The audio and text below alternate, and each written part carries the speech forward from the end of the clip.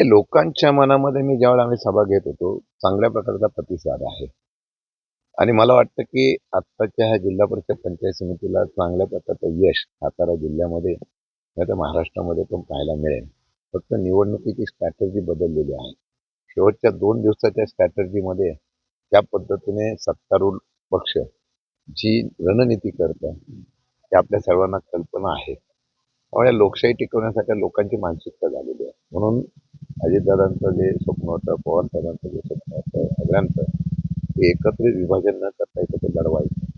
त्याचा मला वाटतं निश्चितपणाने फायदा होईल. रणनीती 2 दिवसामधली काय असते जरा उघड होती?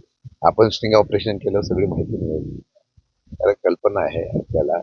प्रचंड दबाव तंत्राचा वापर होतो.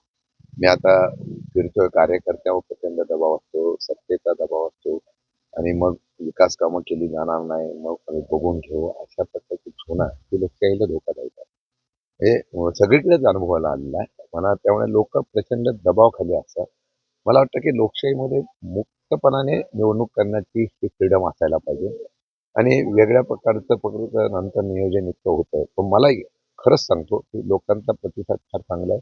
मनातून लोकांची इच्छा आहे की ती इच्छा प्रत्यक्षात या निवडणुकीला पाहायला मिळेल. दादांच्या जाण्यामुळे अनुभूती वाटतं. साहजिकच आहे. महाराष्ट्र हा नेहमी विचाराचा महाराष्ट्र आहे.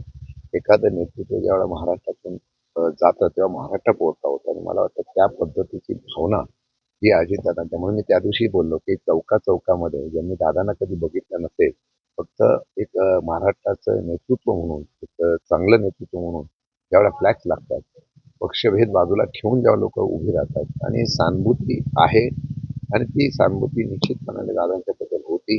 अचानक गेल्यामुळे त्या पद्धतीची एक भावना लोकांच्या मनामध्ये त्याचा फायदा निश्चित होईल अशी मला अपेक्षा